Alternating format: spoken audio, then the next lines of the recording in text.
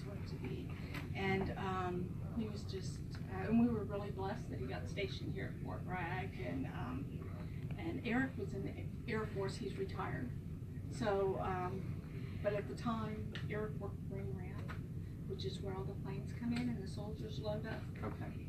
In the planes, and so he would get to see them on the flight line and stuff like that. And one time they were all at the pack shed waiting for the planes, and they weren't loading, and so Michael decided to call Dad, you know, and say, "Hey Dad, are we going to jump today?" And he said, "No, son, you're not jumping today." So Michael, you know, thought he was doing something good, so he goes over to the first sergeant and says, "Hey, first sergeant, we're not jumping today." And then it was like, "Well, who are you?" Because he was just a little, you know, PFC. Sure. And so he doesn't know anything. And so then, you know, he got chewed out. And, but then the next time they jumped, the first sergeant said, hey, Rod, come here. Jimmie family will call you Dad as soon as you jump. Yeah, I've been hunting him for a while. Yeah. But, Story. yeah, and he was so excited to be a part of this unit, and we were so proud of him. And his last Christmas that he was with us, he brought a bunch of guys home, right, and they spent the night and everything. And the next day, he's opened up his gifts and all, and he opened up this big box. We had gotten his Stetson. Okay. And because that's all we heard him talking about. And he goes, "Mom, how did you know?" and all this. And I said, "Because I called the first sergeant." He goes, "You did what?" "Oh, I called the first sergeant to find out, you know, where to buy it and what to get and all that, and got everything straight. And you can't do that." So, it's like, Mom yes, I and Dad called. can. It's like, yeah, the first sergeant works for me. My tax money pays his salary, right? So, you know, so Michael, yeah. Michael said, and then in January they were out with maneuvers and stuff, and the first sergeant, you know, come up and all, he said, "Well, so how was Christmas, Rod?" One first sergeant, and that's all that was said. You know? But he, we lived in Dahlonega, Georgia. Okay. It's a mountain base and ranger school, and Michael wasn't even in school yet. That's how young he was. And you see the ranger students road and march past our house, and he'd have to put on his little backpack, and out the door he'd go road marching, you know, with them, and then they would pick him up and carry him. Pick him up, bring him back home. You gotta come home, son. But you know, it's just something like you're driving. So I hate to interrupt, but do we want to go take Jimmie to the memorial wall? You Yes, want to we show do. him that, and then Yes, great. there are some folks waiting for us outside, so I want to make sure we get that first before heading out. If you want to leave that here, I'll make sure it gets in the car.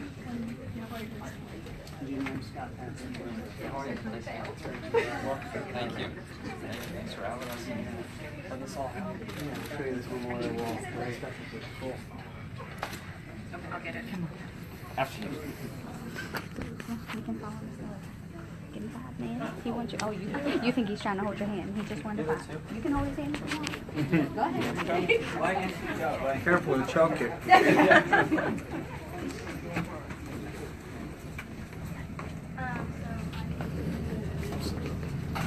Great.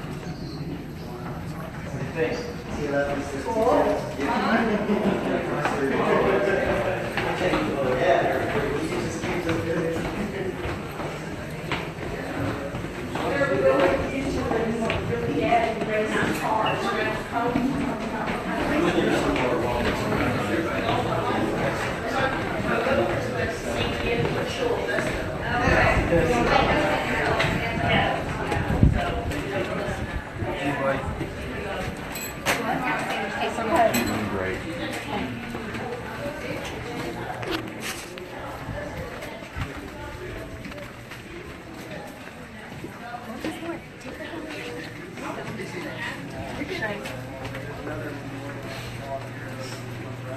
is our, first of all, the ones that are just from our unit. Okay. This wall here has some of our recent deaths, many from 06, 07 deployment.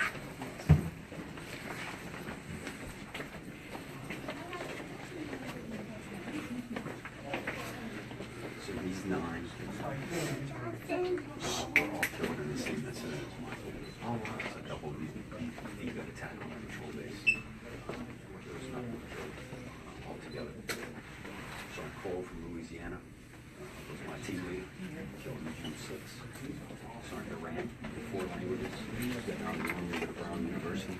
Go ahead and finish his degree. He was our last death in the squadron. Top left, Lieutenant Dennison from Maryland, was my platoon leader. Was killed during deployment. Brett Schiller from the XO was killed less than 24 hours after Lieutenant Dennison during the same deployment. Sergeant Barman, senior medic, Silver Stars recipient. He died treating another paratrooper when we were hit with another suicide vest. He passed away.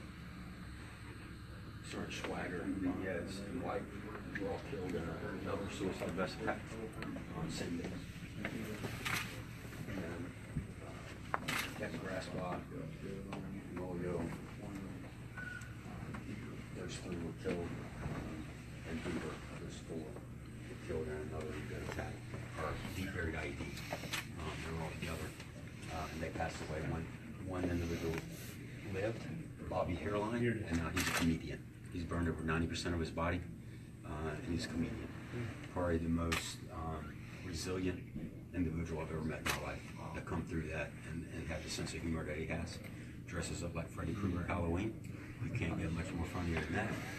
Good sense of humor, and he is helping soldiers. Like his work now is to just help soldiers overcome the injuries that may have come through, any PTSD or anything like that. And that's his life's work now. He's doing a phenomenal job with it. So these are America's sons. We didn't just didn't lose our leaders and brothers, but America lost future leaders. They're just phenomenal individuals. And these are in every battalion in this division, in every battalion that's in the Army. And this is a small representation of some of the loss that we've had. And it means so much to give remembrance to them now, to the soldiers who are still serving, to everybody you'll see behind the car today, to show that we take it so seriously, and even 10 years later, we're here today. Specialist Rodriguez here. Here's his awards that we're brought in. And some pictures of him.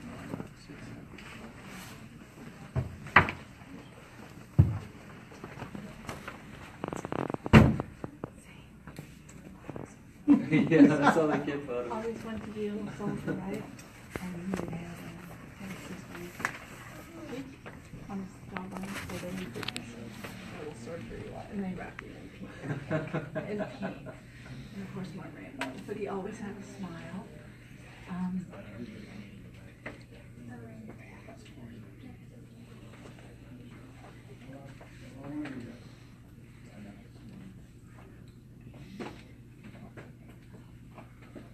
He got a good conduct medal. We had to keep him laughing at the funeral because Michael was a kid that would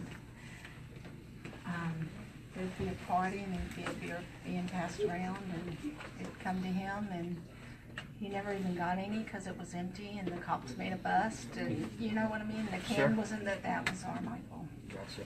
You know, 10-minute break at Food Line from stocking the shelves and he gets my truck stuck up to the axle, four-wheeling behind the store. Yeah, that was Michael. So good conduct. So he got a good conduct. I don't know how that happened, but he did. So we laughed. Typical boy. He's in trouble. The girl's good. Yeah, I have one that's got a lot of boy in her, so we'll see where that takes us. Yes. But he always had a smile. This is his official picture, but it was like, oh no, we don't like that one. There's no smile. They couldn't smile. They weren't allowed to smile. So, yeah. Yeah. He's alright. Lori, Jimmy, if you're ready, I think we got a great car to show you. Yes. Okay, great. That's good. Good.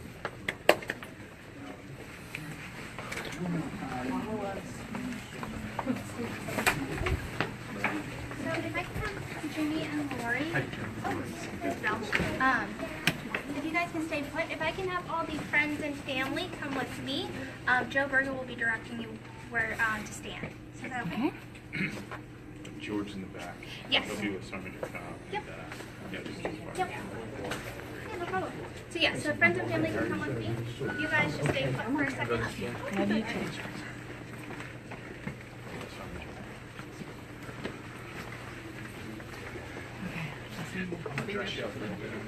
Go.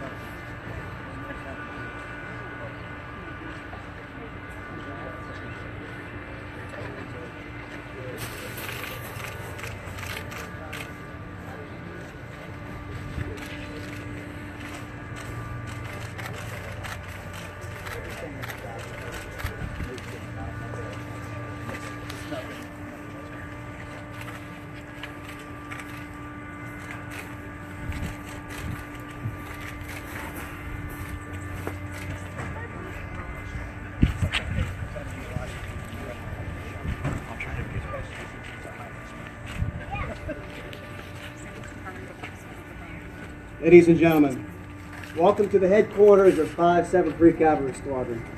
We are honored to host this event in honor of our fallen comrade.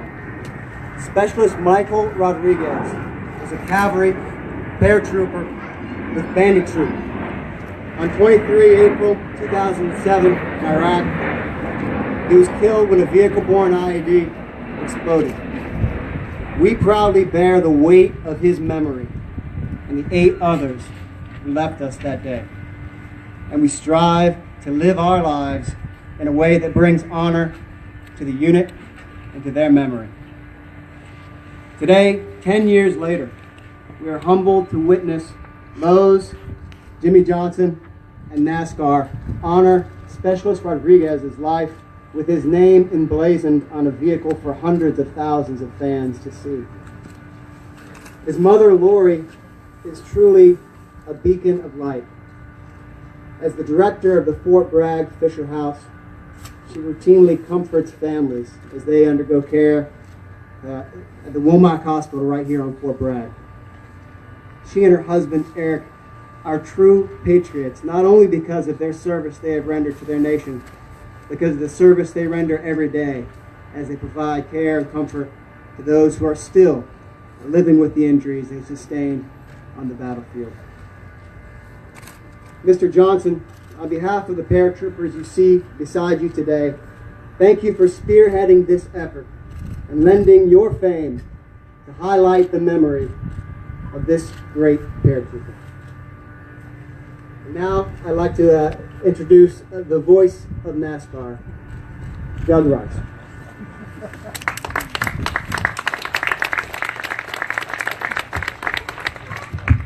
Thank you very much. It's a real honor and a privilege to be here. I think I can speak for all of us in the NASCAR community. Days like this are really special. On behalf of the Performance Racing Network, which I represent, Team Lowe's, of course, Hendrick Motorsports, and everyone in NASCAR, we are huge supporters of all things military. You will not attend a sporting event of any kind that is more loyal and pays tribute to the United States military more than any NASCAR race on a Saturday night or Sunday, and that will especially be true for the upcoming 600 at Charlotte Motor Speedway.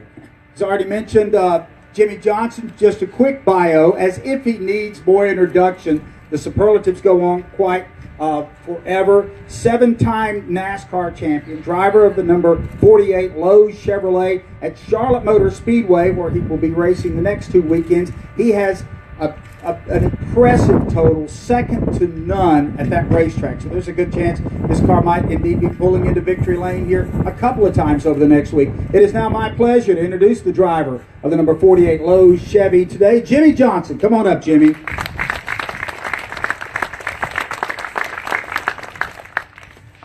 It's always a thrill, I know, for you to come on base because you have such a long heritage of representing the United States military. I do, and I have family that has served, so I've grown up with, the family representing our country and our freedoms, and I've lived with that myself, and then through the great work that Lowe's does, and then I think our sport in general, been able to honor men and women that have served our country, ones that are still actively serving. I take a lot of pride in our sport, how in each pre-race there is such a great recognition to the men and women that serve our country, and the national anthem that takes place, and then we're leading into Memorial Day weekend and the big race with the Coke 600 and all the wonderful things that go on to say thank you to everybody in the armed forces. So it's a big honor to be here today, and humbling to say the least, and I'm very excited to unveil the car and discuss what we have coming up. What does it mean for you to be carrying Michael Rodriguez's name on the windshield of your car for NASCAR's longest race?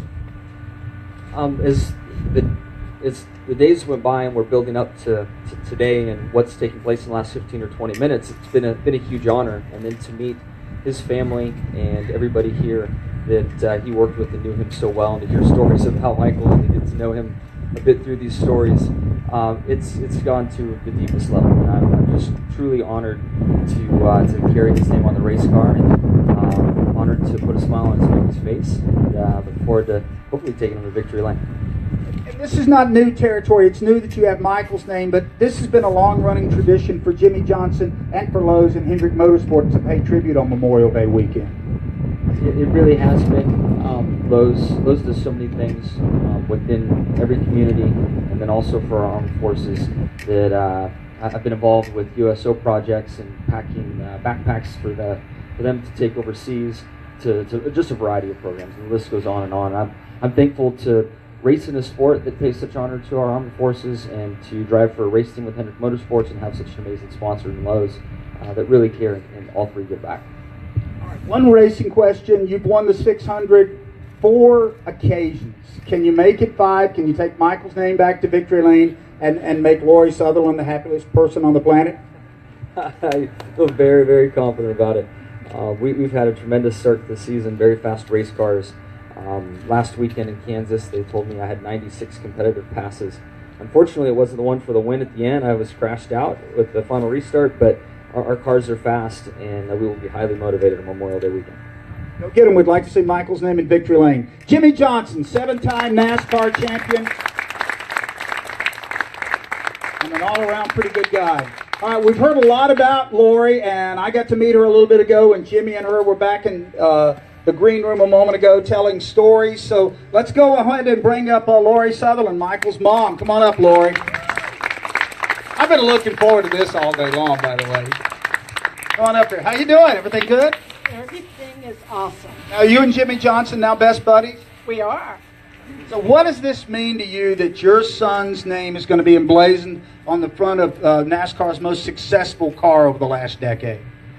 Michael would have a grin on his face from ear to ear. You've talked a lot about Michael before we got out here. I think the word in his youth might have been mischievous. He wasn't always one to color inside the lines. Is that fair? Can you share a story? Sure. Michael, he never colored inside the lines, but he was a stalker at Food Lion, and he had a 10-minute break. And in those 10 minutes, he took my Dodge Ram behind Food Lion four-wheeling and got it stuck up to the axle. And instead of calling me right away to let me know, we could have gotten some guys from the fire department to come and get it out, and then Dad would have never known. He waits till midnight, and then of course it's too late to call anybody, so then I had to call Dad at work, and the next day, Eric had him dig it out with a little shovel. What's that little thing they call it? Entrenching tool. So he had to dig it out with the entrenching tool, and then wash all the fire trucks. And apparently he liked to play with fire a lot. He did. Well, it was camping fires. You know, Michael always wanted to be a little soldier, and so there was always a butt tent and campfires in the back. And you talked a lot about that's what he wanted to do almost from day one. He wanted to be in the military. He wanted to serve. He did. He always wanted to jump out of planes. Became airborne qualified by jumping off the second-story balcony. We used to live up by Camp Merrill, which is a ranger phase of a mountain phase of ranger school, and the students would road march past our house. And he wasn't even in school yet, so he was like 3, 4 years old. And he'd see them come, and he'd put on his little backpack, and out the door he'd go, and he'd road march with them. And then when he got tired, somebody would pick him up and carry him, and then I'd drive down and pick him up and bring him home, you know. But he always wanted to be a soldier. I know you talked a little bit about one of the things that's special here is that through this program, through what Jimmie Johnson is doing in Lowe's Racing, his memory and his story lives on for a much longer time. Yes, it does, and it means so much to us and our family that Jimmie and Lowe's NASCAR remembers Michael and all those that have fallen. Well, you ready to see the car? Yes, I am. All right, let's get down to business here. Helping unveil the car today will be Command Sergeant Major Cobb, Specialist Fryer, George Rodriguez, and Brandon Firasta. So come on up, guys. Let's get ready for Asta. Excuse me. Everybody get in position here. We'll give you a little 3, 2, 1. You guys can help out. We'll unveil in 3, 2, 1.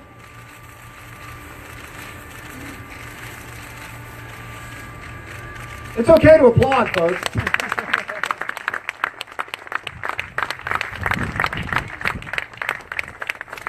Well, that is an awesome looking ride. It'll look especially good in victory lane at Charlotte Motor Speedway after the Coke 600. We're not quite done with our formal program. We will have an opportunity to get your setup shots, and we'll do those in just a moment. But also to kind of wrap things up, I'd like to introduce Lowe's Senior Vice President Bill Edwards. Bill?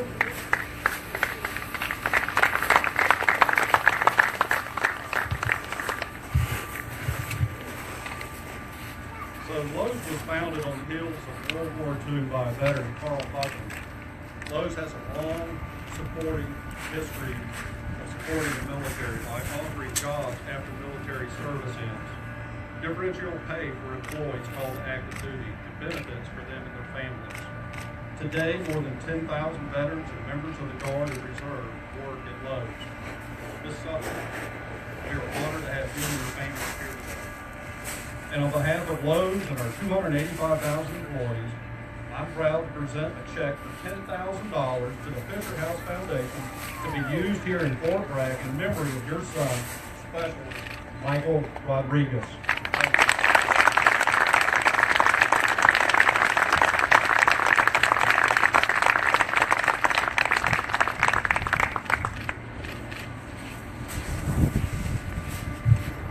Or before we get over here and do the photo op, why don't we take 30 seconds here.